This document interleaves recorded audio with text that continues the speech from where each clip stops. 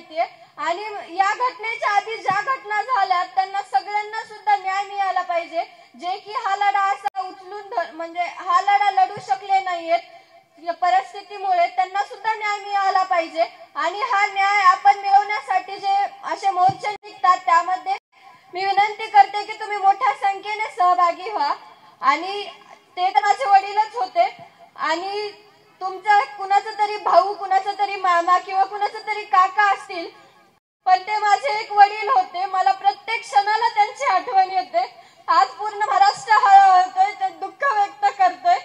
फक्त मी यामधून एकच विनंती करते की आपल्याला सर्वांना न्याय मिळाला पाहिजे आणि जी तुमची साथ आहे ती आम्हाला कायम स्वरूपी हवी आहे। फक्त न्याय मिळूच तर नाही तर पुढच्या आमच्या वाटचालीसाठी तुम्ही आम्हाला अशीच साथ द्या। आणि मुख्यमंत्र्याला मी एवढीच विनंती करते की तुम्ही लवकरात लवकर माझ्या वडिलांना न्याय द्या।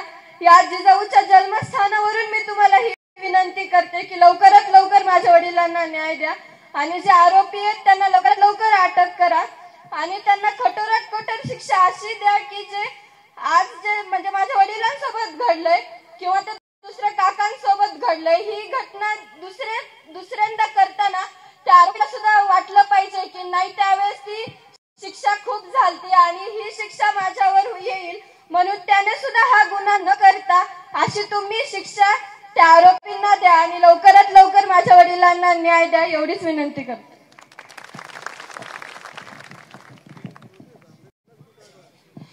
हॅलो, या ठिकाणी फक्त आपण घोषणा देणार आहोत। शिवाजीराजे छेनूराजे देशमुख यांना विनंती करतो की आपण गेटवरती जावं। समोर या ठिकाणी मोर्चाच्या महिला चालणार आहेत।